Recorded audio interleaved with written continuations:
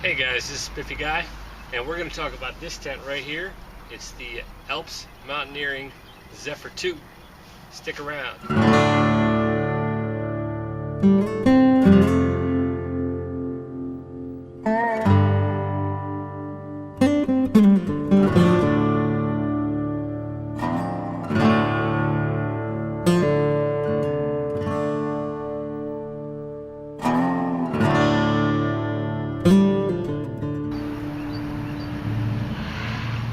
Alright guys, so here's the four components. You've got the ground sheet, the tent body and the fly, the poles, and then the stake bag over here. This ground sheet is optional. That's it's like a little $20 add-on underneath. I don't know if it's really needed or not, but it was something I grabbed. The tent itself, I think is running about $135 right now on Amazon, and then of course the tent. The ground sheet would be another 20 bucks. So let's go ahead and set this up. All right, so the ground sheet is laid out. There is it's tapered at one end, longer than the other. There is a top and bottom. If you come down and take a look here, you're gonna see that you've got these nice plastic clips to connect the fly and cinch the fly up a little tighter. That's a nice little feature. You got grommets and then another loop here to stretch it out. So there is a top and a bottom to it, so just be aware of that. I'll point out in the bottom of the ground sheet here, or floor saver as it's called, you have a seam. These ends are double stitched, and let me see if I can't get that, and you can see that there's a seam here. That is a potential problem, that it could possibly leak there. You can seam seal it. I never had a leak problem on it, and you're also going to have the floor of the tent, so that's not too much of a concern. You can pitch this with just the fly and the ground sheet here, but you cannot set the tent up afterwards if you wanted to do so. I'll show that here in a bit. Here's our three poles. We have two main poles and the small pole that goes in the center.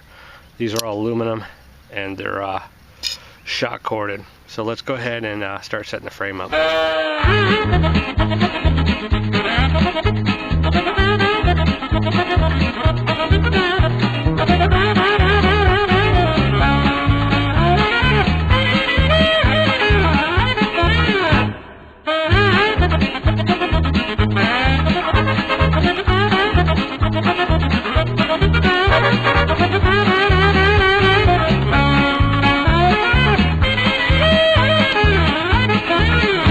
So we have the three poles put in. This is the small connecting pole right here. Goes across into these little grommet holes. Gives you a little bit more rigidity. And then you've on the tent, you've got a place for the pole. You've got a place for the stake. You could also stake right here on this loop if you wanted to, and then the fast buckle for the fly. One nice feature is the clips to quickly set up the tent. They can just snap into place and that'll hold the tent body. Now the problem is that I found is you can't set the fly up and then set the tent up, because you have to have the poles go through these little pieces here. If they would have continued with the clips there, it might have made it a little bit easier to set the tent up on the from the inside of the fly after you pitch that. So let me finish setting it all up and I'll give you a little tour. Alright, so as you can see in the exterior, it's basically got a bathtub floor all around the bottom and mesh on the top, which makes it pretty, makes it a little bit lighter and airy inside. I didn't really have much problems with ventilation on this. I did get a little condensation in the winter on the inside of the fly, but never inside the tent. You've got little door rolls with some little toggles and some elastic strap. Keep the doors rolled open. Got a little pocket here, and it also comes with this this little gear loft, if you will, that can clip in here. I didn't find that as useful as you would think, mainly because it slants backwards, and if I put like a headlamp or flashlight, it would roll off onto my head. So, but you could probably stuff some gear up in there, like a shirt or something like that.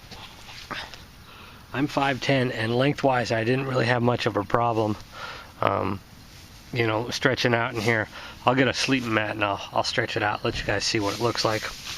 Once again though, in the on the floor you have this seam all the way across. Now it looks like it's a taped seam, and I didn't have any leakage problems, but there is the potential with any seam to get leaks, so that's something to concern yourself with. But the poles and the clip system here really makes it a lot easier to set up. So let me get that sleeping mat in there and I'll show you what it looks like. Alright, so here we have a full-length ridge rest in there, and you can see that there's a little bit of room here at the bottom. Like I said, I'm 5'10", and I had no problems putting myself and my pack and all my gear inside of the tent. They call it a two-person tent, but I'll be honest, I don't think that you're going to be able to get two people in there really comfortably unless they're pretty intimate. But if you were putting a kid in here for, like, you know, a scout camp or something like that, you'd have plenty enough room.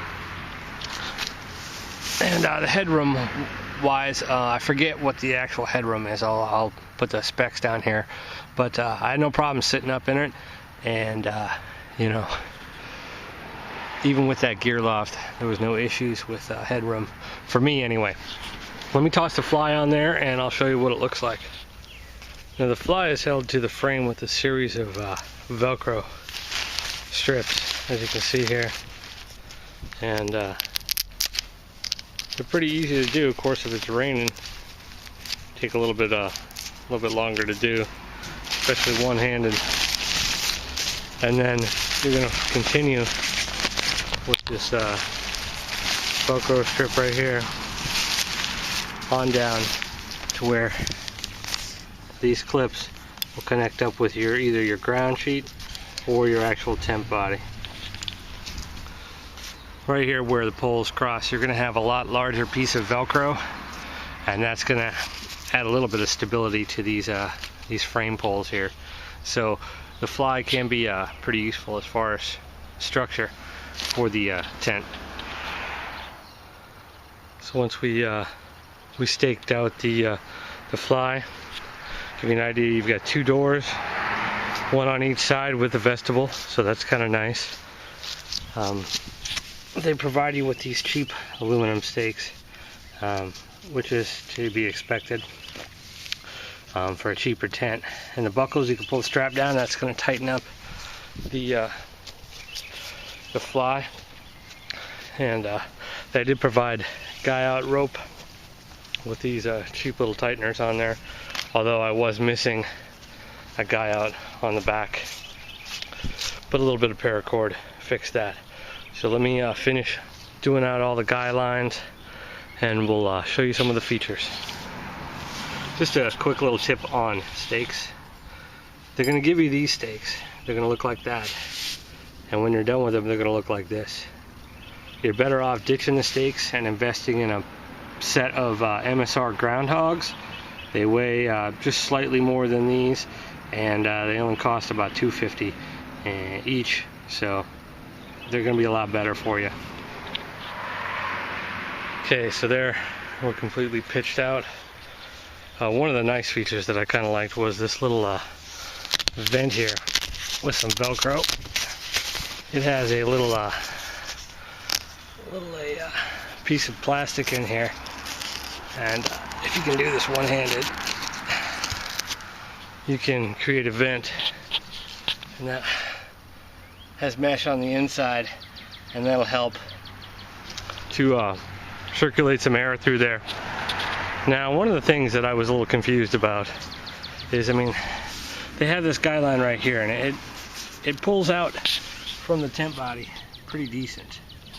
But this particular little flap here, got a little mesh underneath there, like a little vent, but the guy line hardly pulls it out. So really, I mean, you get a little bit of air movement, but not a whole lot, which is kind of a bummer. On the doors at the bottom, they've got a little stitch of Velcro here to keep this little storm flap shut. and right here, and that's not too bad. And zip it up. Now this is a double zipper too, so if you can see right here, you could zip it from the inside up at the top to add a little bit more ventilation as well, which is a nice little feature. These little windows on there, they don't really do much, honestly.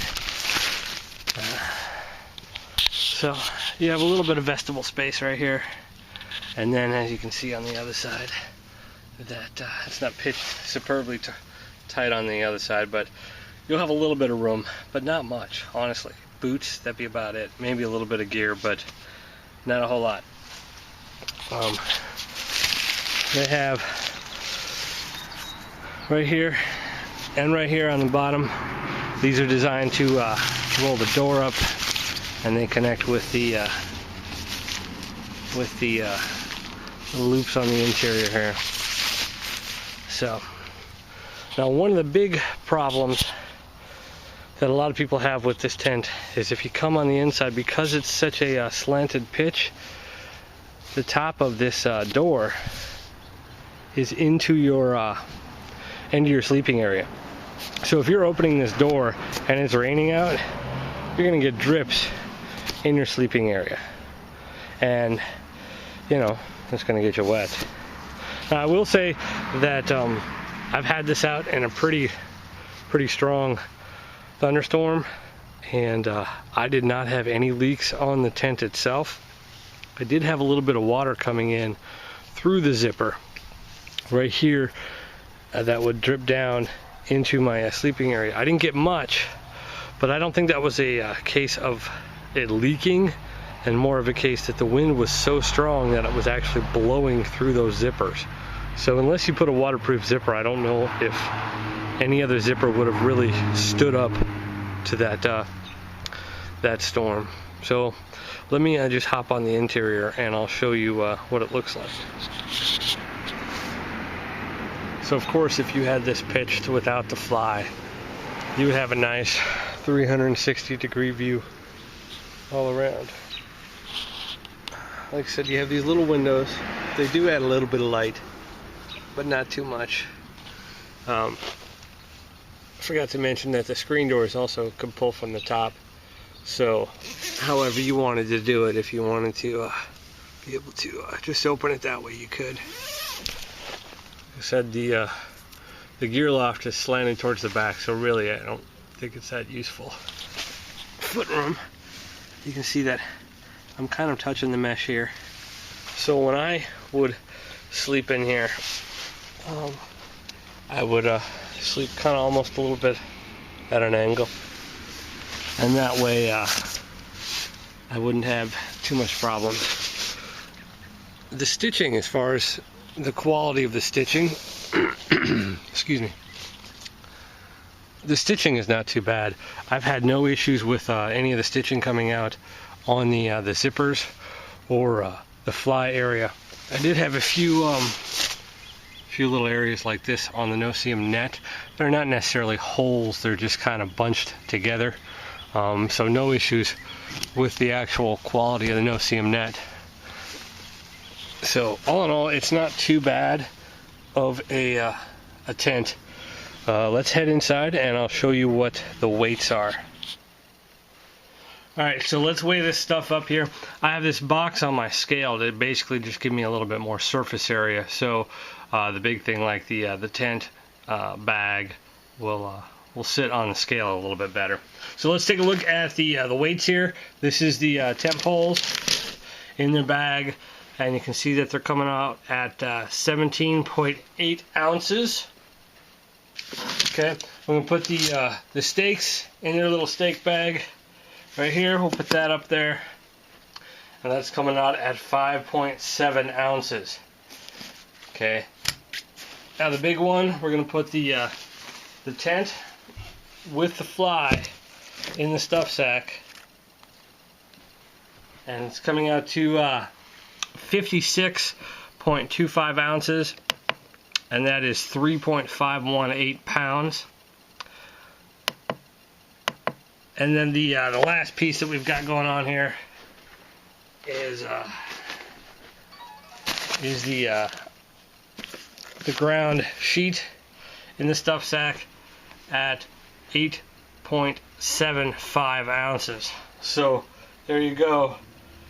There's the weights of the Zephyr 2. Another nice little touch they added was the this little white part here on all the tie-outs is reflective. It's reflective thread, so it's kind of easy to find your tent at night. That's built in, so whether you like that or not, that is something that's built into the tie-outs there with just reflective thread. And if you were to open it up like this, you get a lot of air movement through there and blow out any condensation. Well guys, there's the ALPS Mountaineering Zephyr 2. It is a two-person tent, although I would say it would be a 1+. It is it weighs about 5.5 pounds, and it's a little heavy for backpacking, but would probably do as a good introductory tent, or perhaps for some scouts going out for their first time. The tent itself is made in China, but construction seems to be alright, and I haven't had any issues with leaks. So I appreciate you guys watching, and stick around, we got more videos coming up.